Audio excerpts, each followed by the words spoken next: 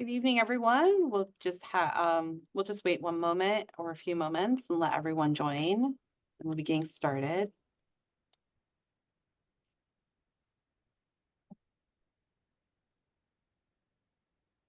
All right. So I just want to say, first of all, good evening, everyone. Thank you for joining us this evening for one of the Hudson Library's virtual author programs. I know we do many in person lately, but we do have some virtual programs still, allowing you to watch this from the comfort of your own home.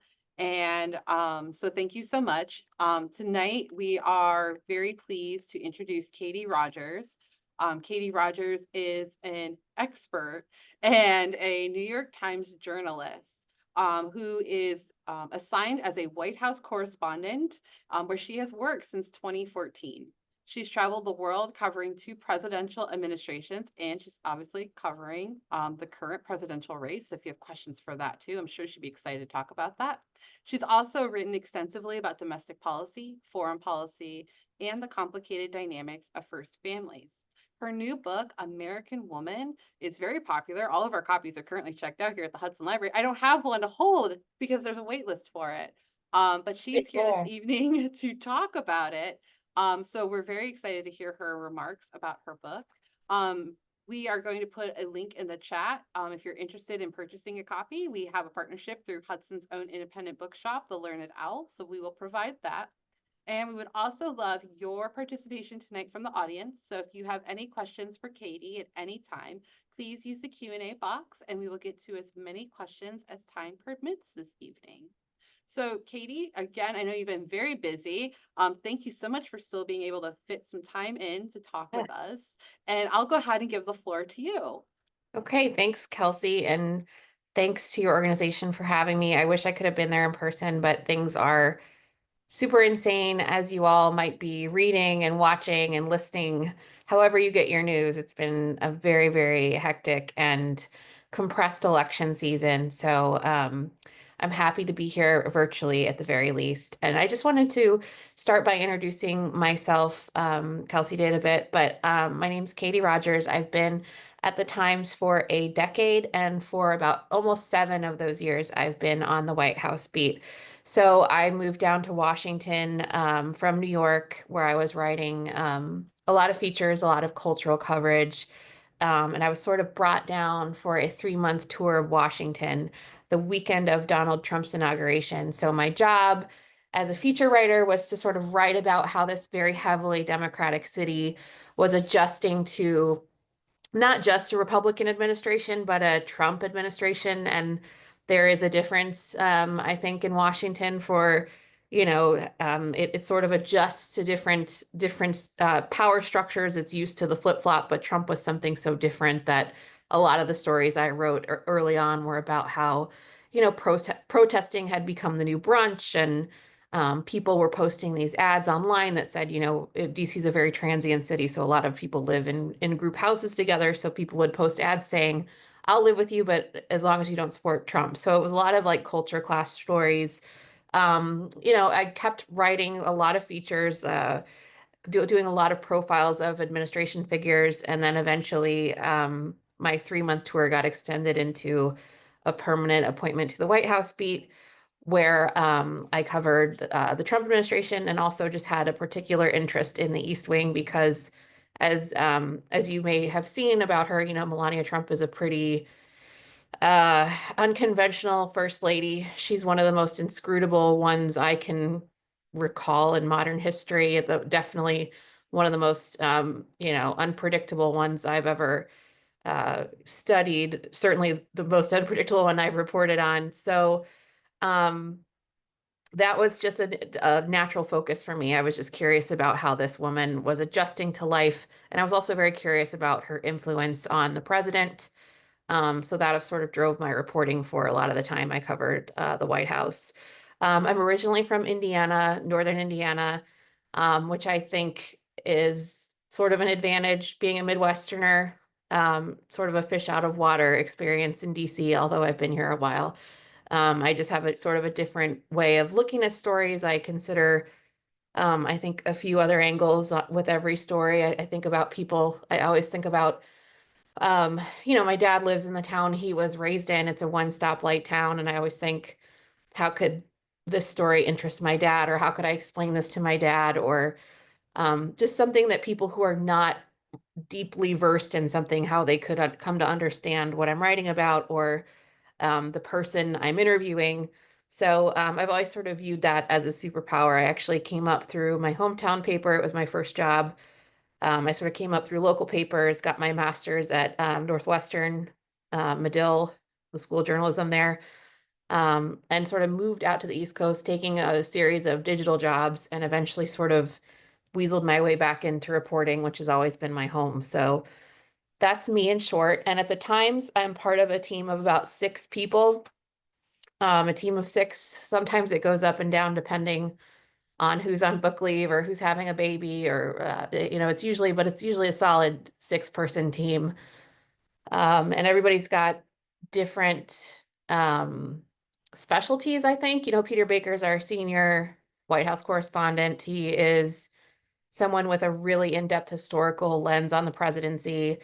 David Sanger's been doing this for longer than I've been alive. He covers foreign policy, nuclear warfare or lack thereof, thankfully, right now, and a series of different international uh, issues and relationships, starting through the lens of the presidency. Zolan Kano Youngs, he covers immigration for us. Erica Green is a policy sort of focused writer. Um, 1, 2, 3, 4. I would probably be the 5th. I'm somebody who really spent a lot of time covering the Biden family and the East Wing, but also the inner life of President Biden himself. He has a pretty complicated family. I covered personal and legal matters surrounding his son Hunter. And I think, this summer when he was deliberating whether or not to abandon his campaign, I had a lot of sources already established through covering these avenues into the White House, that sort of gave me scoops, I guess, or just a new insights ahead of a lot of other reporters about what he was thinking, who he was talking to, the people who were influencing him. And it was a very small number of people.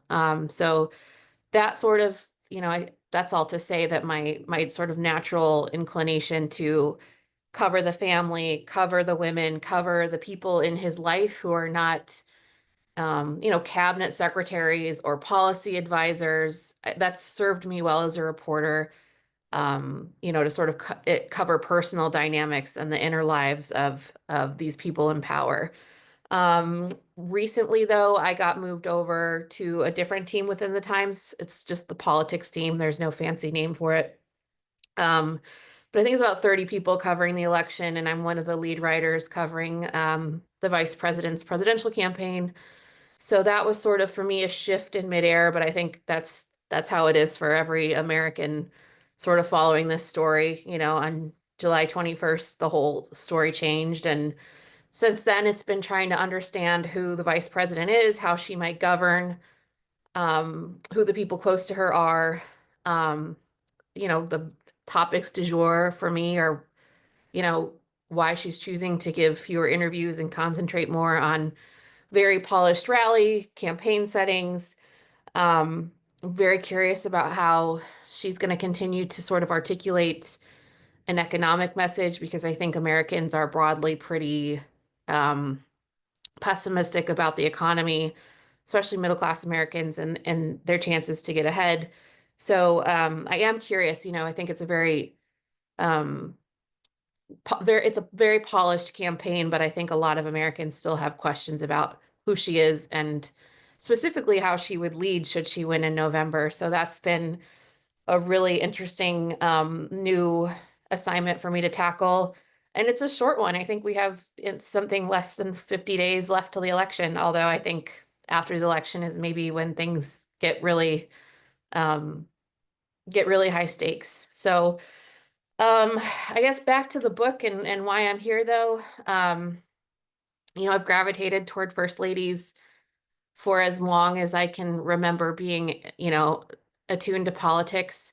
I think some of that is maybe my generation. I guess what is considered an elderly millennial.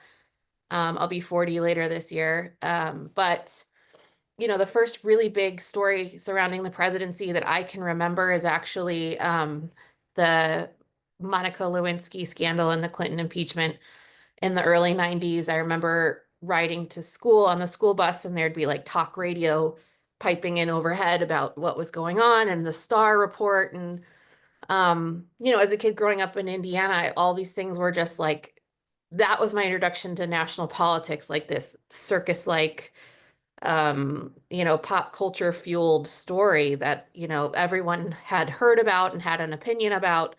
And, there was this first lady who decided to stay with her husband. It was Hillary Clinton, and she was somebody who came to that role hoping to govern with him, hoping to reform American healthcare.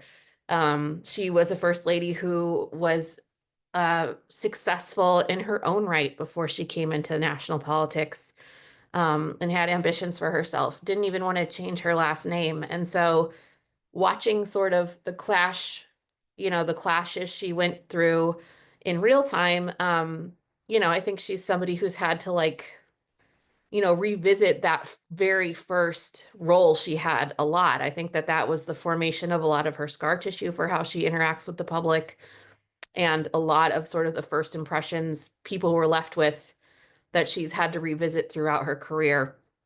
And then when I was in college, I was a reporter for my college newspaper. I covered an exhibit at the Field Museum in Chicago about Jacqueline Kennedy's dresses that she wore as First Lady. And the whole point of the exhibit, which was curated by Vogue, and I write about this like briefly in my book, but the whole point of the exhibit was how she used fashion to further diplomacy. And, one of her coups on this trip, on a very famous trip to France, was, having French officials to agree to send the Mona Lisa across the Atlantic so Americans could see it in person. And that might sound like a small thing, but to me, that's a first lady who was interested in having Americans broaden their horizons a bit and learn about new cultures. And, it's not meaty policy and it's not big initiatives, but these are things that, you know, starting with her, I think, is sort of a modern framework. Eleanor Roosevelt's obviously the standard bearer for a lot of advancing the role, but Jacqueline Kennedy is really somebody who used style and diplomacy and sort of that idea of soft power to use that role and bring Americans into this sort of civic discussion. So I think it's just been growing up, having these different cultural touch points in my little journalism career that have really always made me curious about them. And as a White House reporter, it was really cool and unexpected. I didn't ever expect to cover the White House, but to have the freedom in my spare time to cover Melania Trump and I've been to Africa with her. I've traveled the country with her, as I did for Jill Biden and with Jill Biden. I still have to cover the president and write about the president and break news about the president and analyze what the president's doing. But it's been such a gift for me to have the opportunity to really enrich my natural curiosity about these women, because I think the first draft of history doesn't always get it right with them. I think going back to Hillary Clinton, I think the news around a campaign and a presidency can be so feverish that sometimes the first impression is not the full picture. And so for me, it's been really great to have that time to work on a book. I was approached in 2021. I was on maternity leave. I had a newborn. So I must have been working with half my brain when I agreed to a book deal. But I signed the deal in the spring of 2021 and worked on it until the fall of 2023, I want to say. That can't be right. Maybe the summer of 2023. Spring? Summer. Let's say late spring of 2023. So I had, I think, 2 years exactly to work on it. I formally interviewed upwards of 125 people and, spoke off the record or on deep background to many more people. I was covering 5 first ladies, so there were a lot of people to interview and a lot of ground to cover. Um, so that took the bulk of the time, really. I was reporting through the very end, especially with the Biden administration material. In addition to those interviews, which, it took me everywhere from Delaware to California. I did extensive research on the first ladies that I wrote a lot about. I have a huge bookcase full of every first lady memoir imaginable. Read all of those, dug up past writings, um, went through reams and reams of news clips. Um, and in addition to those interviews, sort of used all of that to construct, um, different windows into the lives of these women. And I sort of split the book into themes that I sort of identified with, the modern role since Hillary Clinton has had it. I think ambition and legacy, reluctance, um, and protectiveness are all components of this role, and every woman who's had this role has sort of had to deal with each of those themes in a different way.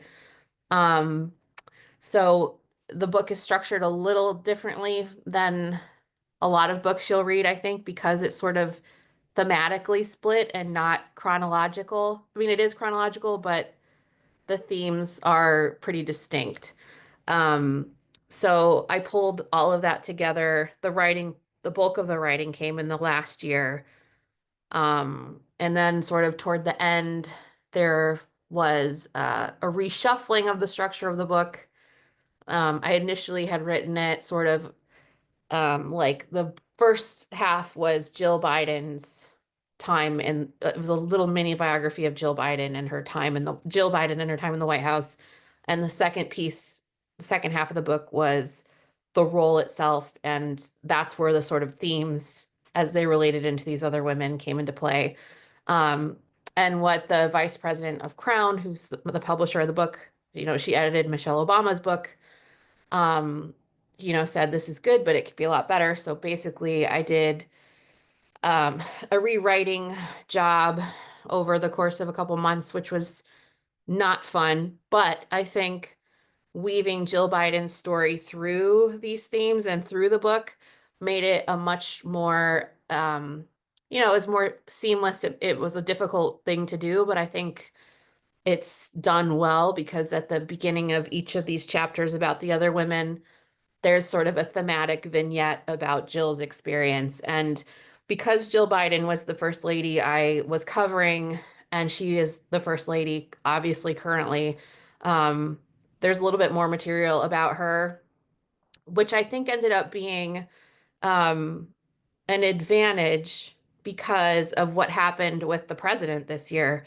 There's a lot of material in the book that ended up being very valuable, I think, to understanding their dynamic between, the president and the first lady, but also this greater family dynamic. You know, um, they are oriented around Joe Biden. They have been for decades and decades. He's the family's North Star.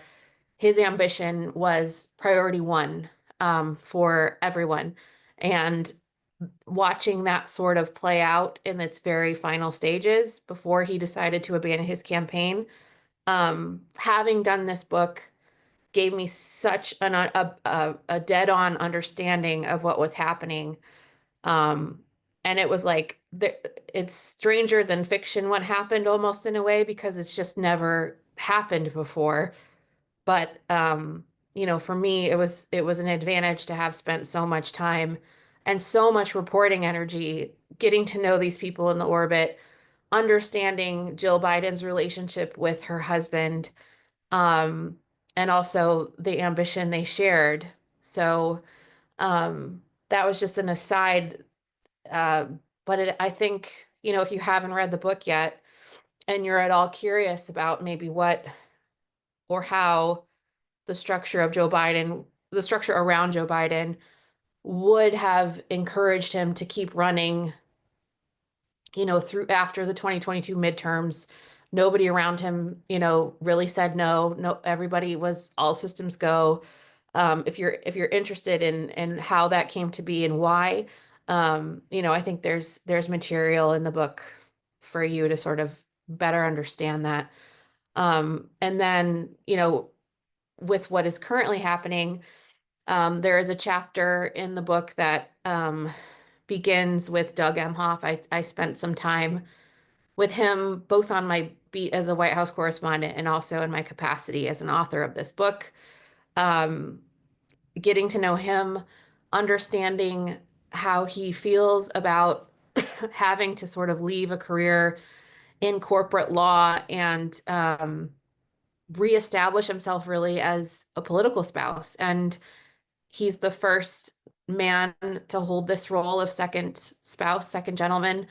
Um, but he had told me, and it's very candid and very frank, it's human to have to work through this. And the vice president and I had to talk about how we were going to have a normal marriage. And he said at one point too, I have friends ask me how I'm doing, and I don't even have time to think about it. So, one of the spouses of Jennifer Granholm's husband told me in an interview, we're doing the same things women have always done, just with male egos. And so it's kind of interesting to see him adjust to this role. And I'm fascinated to see what he does with an East Wing should Kamala Harris win. I can see him being a traditionalist in a lot of ways because I think he has a lot of respect for the women who came before him and would want to honor their work and not really discount it. But I'm also curious about how he, would find ways to expand the role or bring different walks of life into the experience. He's a very proud Jewish American, and he'll be in charge of the White House Christmas decorations. So in addition to the single menorah that gets displayed, well, there'll be another display honoring other faiths or other religions. And will that be a news story? He's also in charge of organizing the Easter egg roll, which has been a tradition in Washington for the better part of a century, if not longer.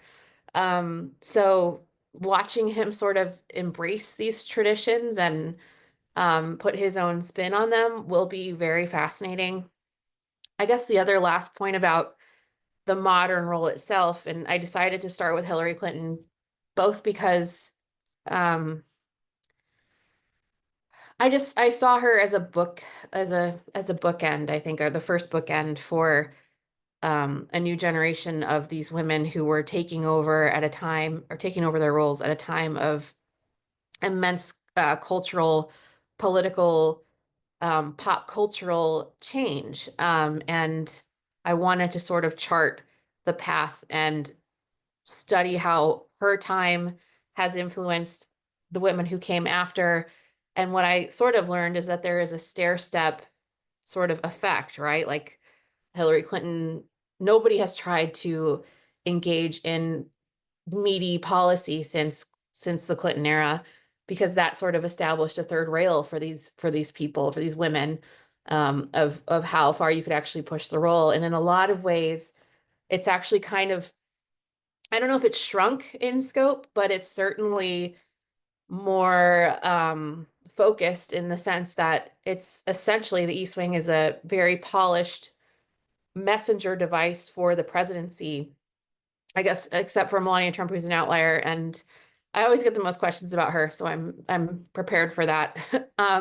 But I think, it's become sort of a very political role. I can see somebody like Doug Emhoff, like Jill Biden, being a very adept campaigner, a very popular fundraiser and surrogate. I see that role continuing to be very political, in large part because I think there's an acknowledgement and a certain jadedness, I guess, um, to politics in Washington, to this understanding that it's going to be hard to get bipartisan legislation done about anything. So why would a first spouse step in and try to champion major legislation? I could be totally wrong.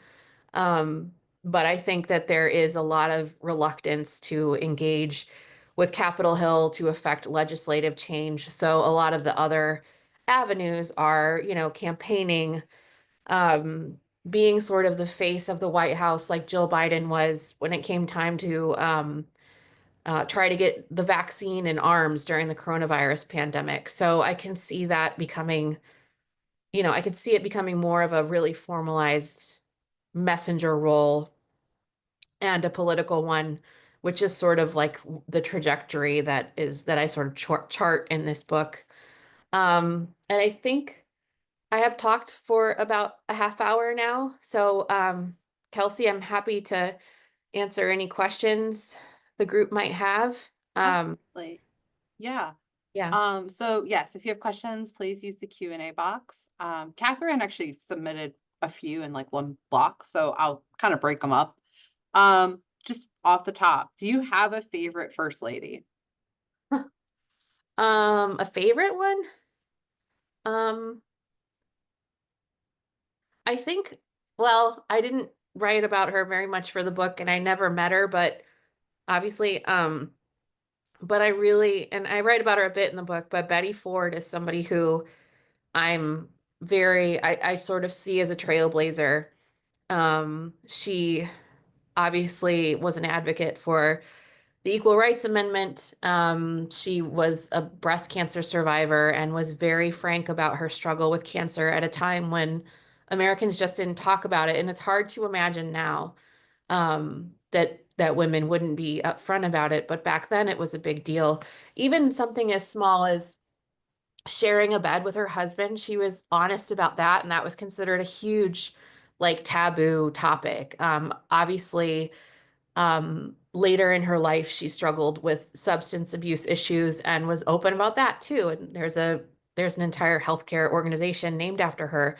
Rosalind Carter is another one who was a huge, she was an advocate for mental health and championed bipartisan legislation that was undone during the Reagan administration largely. But I think those two women um, were forces in their own right, and I think that um, I would have loved to have covered Betty Ford while she was in office. Hmm. And as you had predicted, obviously, she did have questions about Melania Trump.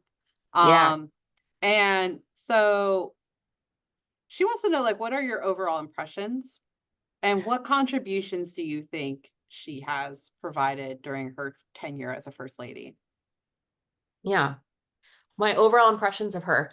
Um, so I've spent some time with her as a reporter, obviously, so you're never quite sure what version of that person you're getting. But I think she's somebody who really prizes her privacy. She has impeccable manners. I think she's very warm in person. And that's also what's interesting is that her husband is very charismatic in person and solicitous in person. But if she's very much like him in the sense that if she feels threatened, she will hit back twice as hard. Um, she has a side to her that's she embraces sort of conspiratorial thinking in the way that he does.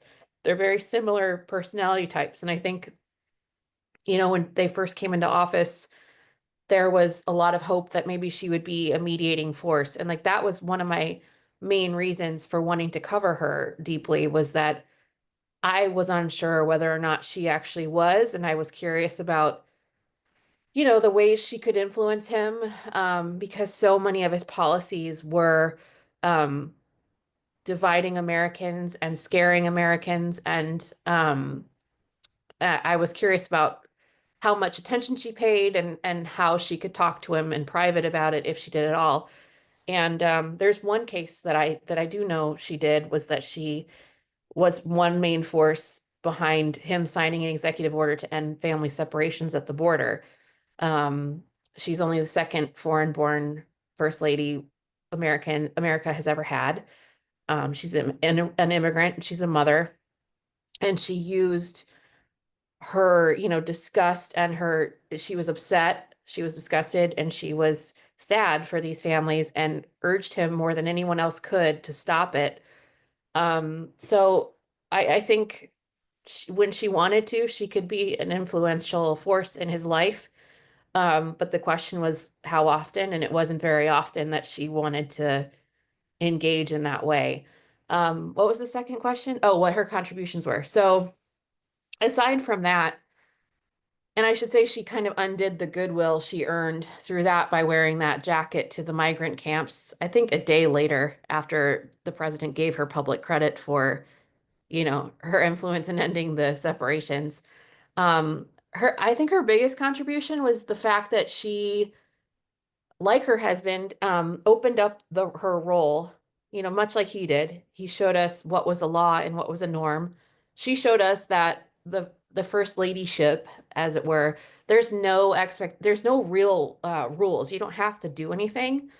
You can say no to the Easter egg roll. You can say no to all of this. They're not paid. They're volunteers, essentially. So I think she took a really radical approach to it. And I think, her time in office, as tumultuous as it was, she made all sorts of decisions that made me scratch my head. And she did one yesterday where she made a video and published it, 50 days out from an election. She chose to publish a video defending her past work as a nude model. And just her decision-making process to me has always been so strange. I think she just doesn't quite she doesn't really ever go along with what the conversation is. But I do think she made it easier for somebody like Jill Biden to come in and say, I want to teach full time. I will be gone 2 days a week, but I want to be first lady. Is that okay? And Americans were like, yeah, that's great. And now Doug Emhoff could possibly come in as the first gentleman. And because of his two most recent predecessors, he will have a broader menu of options in that role than he would have had if somebody like Melania hadn't been first lady. That's the argument I kind of make in the book. So I think that's her biggest contribution, is pointing out that this is a pretty voluntary thing, all of it, and you can show up or you don't have to. Right. I think those are some really good points. We're very similar in age, and I think it's interesting thinking about like the modern generation first like thinking it in that context versus first ladies of past, or even like of our own parents' generation then. So any of the ones that were in that position between, like, let's say the 50s through the early 90s.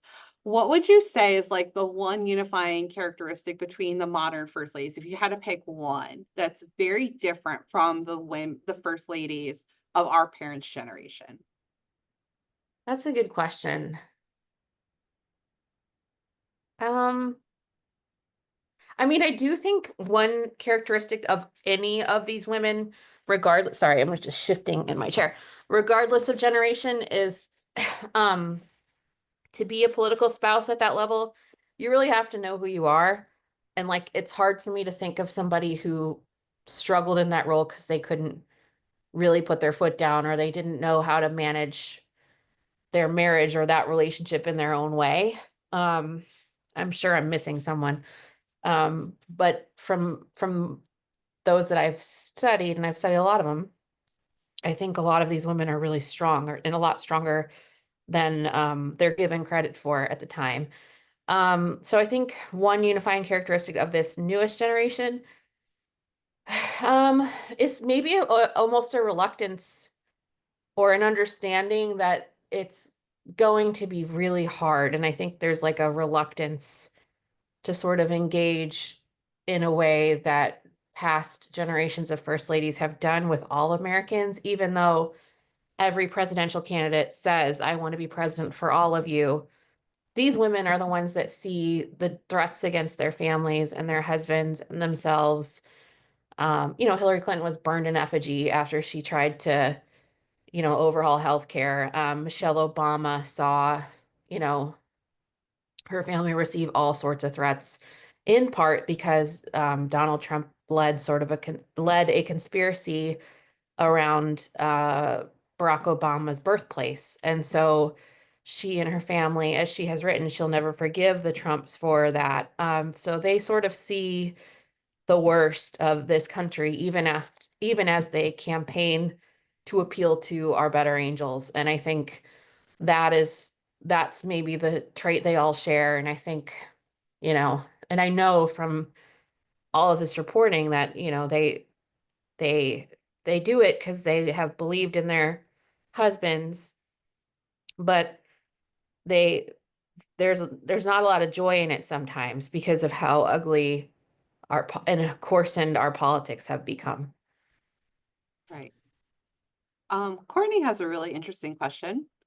She would like to know what kind of collaboration, if any, there is between the first and second lady, or in the case of the current administration, first lady and second gentleman. Yeah. There can be, I mean, more famously are the couple are the ones who like don't quite get along, like Nancy Reagan and Barbara Bush famously did not get along.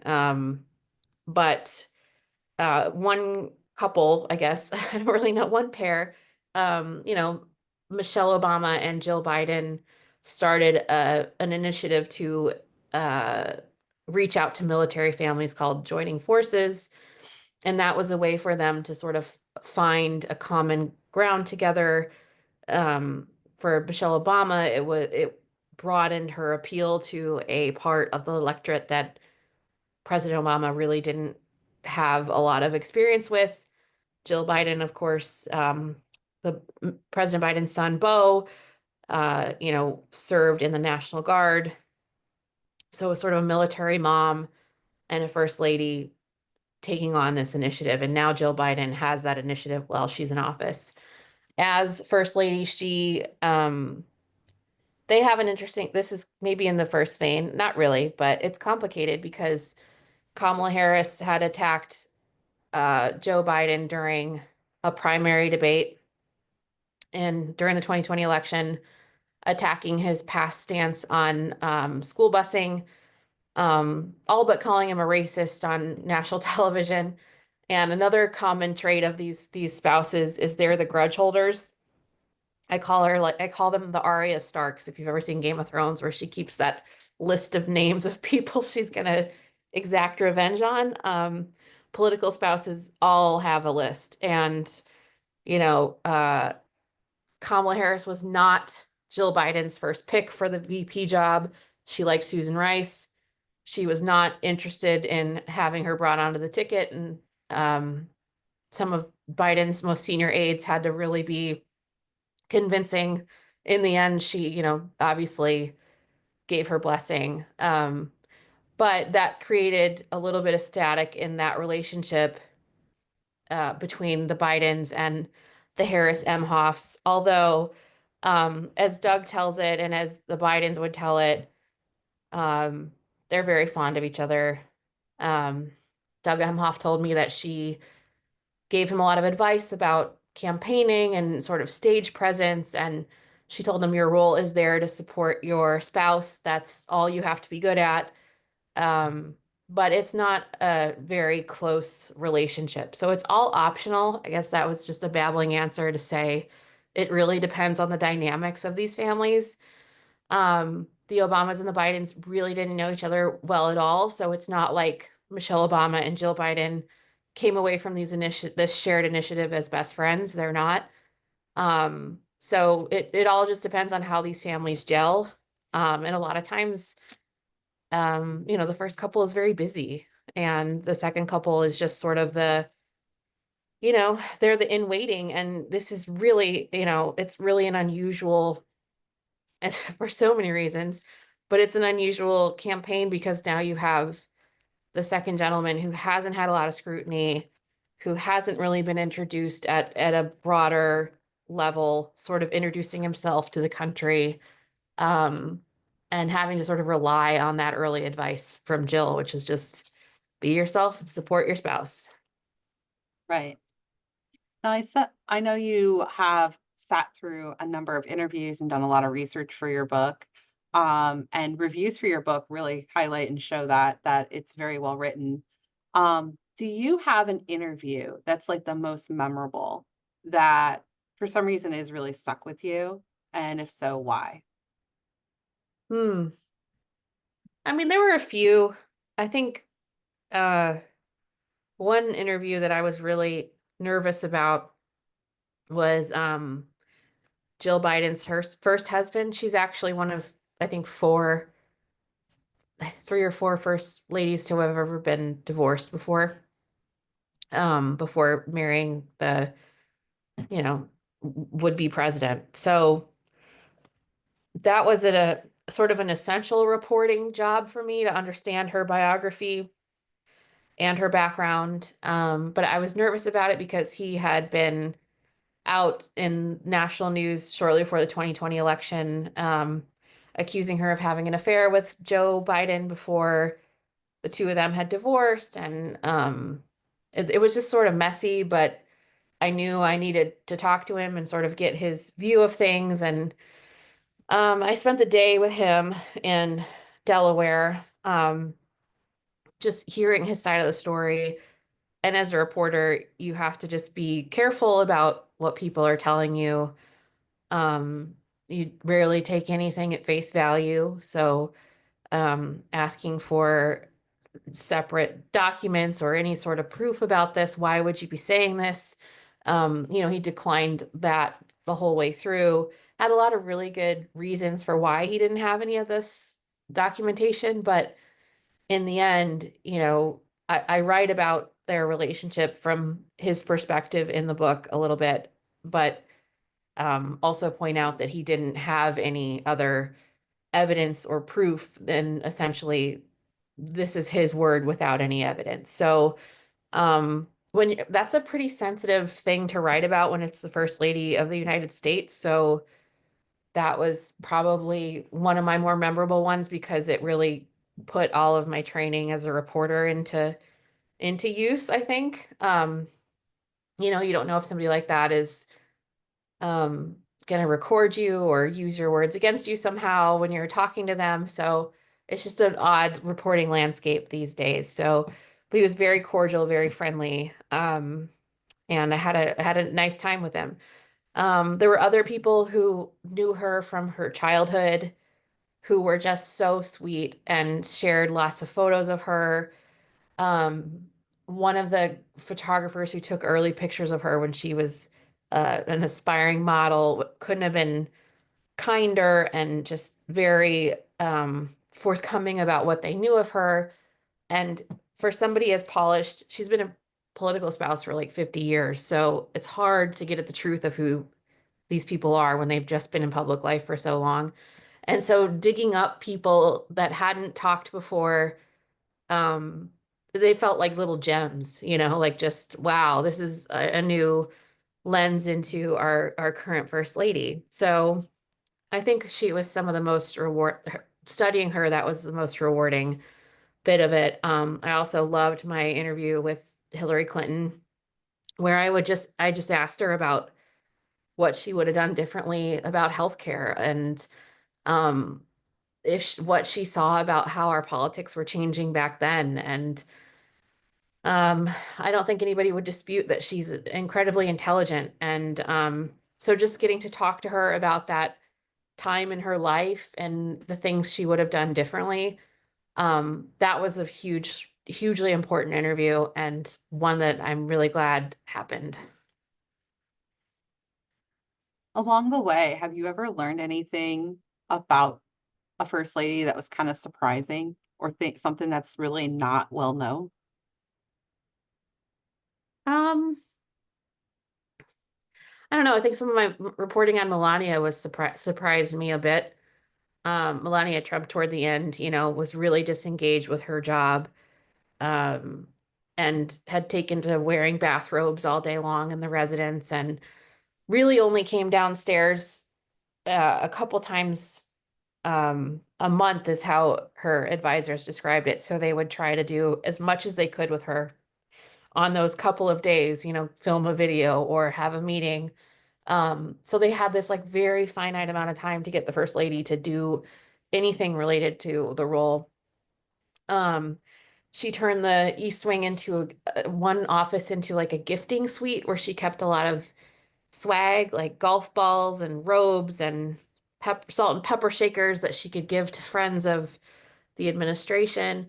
And one of the things I learned is that as far as anybody in her office could remember, she had only visited the East Wing in a formal capacity twice as First Lady. So I knew she had been pretty disengaged, but I didn't know the degree to which she had just really checked out, particularly toward the end.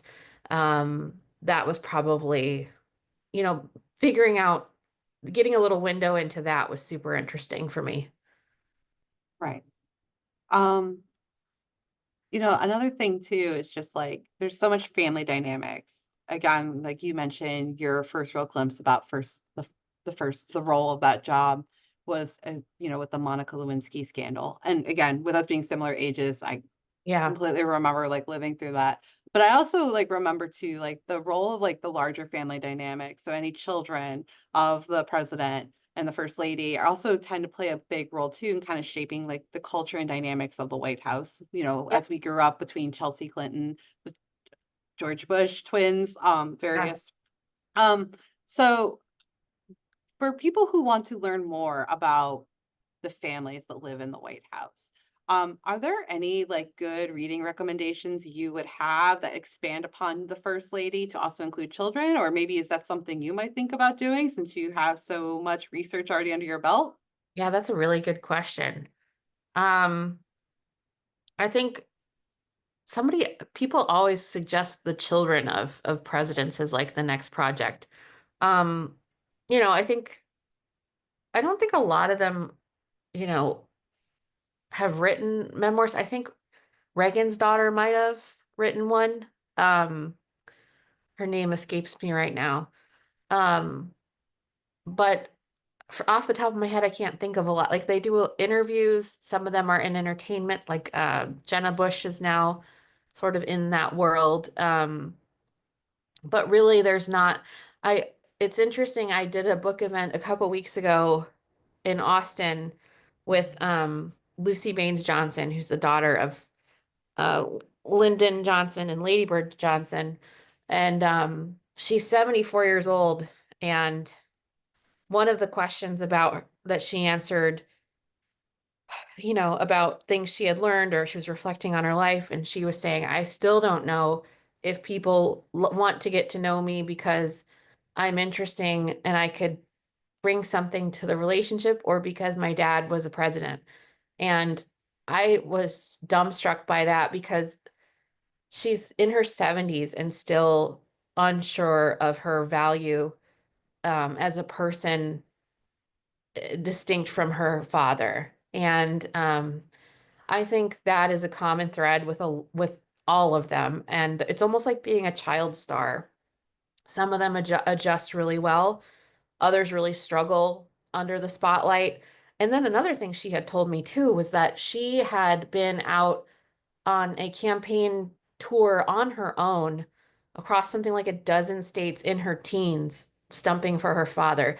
And it is unimaginable to think that the Obama girls would do that, or Barron Trump would do that. Like what was asked of these kids in generations past has changed so much, starting with the Clintons, I think. I think they drew a really firm boundary around Chelsea because they wanted her to have a normal life. Remember, it was a huge news story when she went to college and they had bulletproofed her dorm, and she Hmm. had a detail, they were so protective. And I think the news media largely made a deal back then that, until they were adults engaging in their own sort of business or political enterprises, we would stay largely hands off. And obviously, I was not a working journalist at that time, but It was certainly that way for the Obama girls. It was certainly that way for Barron. Um, and, with the grandkids of the Bidens, it's a little different, but there's still sort of that residual protection, because they were not the ones who were elected, and did not choose this life. So, it's fascinating. And then you have the Hunter and Ashley Biden who are well into adulthood, but still, very clearly struggling with, having been in the public eye for so long. And, um, it's clear from their writings and covering them that they, support their father and believe in him, but it has taken a toll on them too. So I guess to answer your question, I can't think of any good resources. But piecemeal, it's their lives are just fascinating and in some cases pretty sad. Right. Um, I know you mentioned Reagan's wife and daughter. I know he has two daughters, I believe. There's Maureen. There's also Patty Davis, which she's an author. We've had Patty Davis Yeah, with the library to talk about one of her books she's the one I'm regarding thinking of. Alzheimer's. Yes. Yeah. Um, you know, from what you have been able to interview and know, do you know how difficult it is for first ladies to juggle their role, their professional role, but also juggle the role of raising children? How much support do they have? How hard is that? Do you have any insight in that? I mean, I think one of the ways Michelle Obama and Melania Trump dealt with it is they moved their parents into the White House. Melania's mother and father lived in the residence, in the same suite that Michelle Obama's mother, Marion Robinson, used when she was there to raise the girls. So I think, there's been sort of a loose tradition of bringing extended family in, especially as this has become such a fishbowl for these families, to make sure that the children are well adjusted and safe and have some sort of familiarity.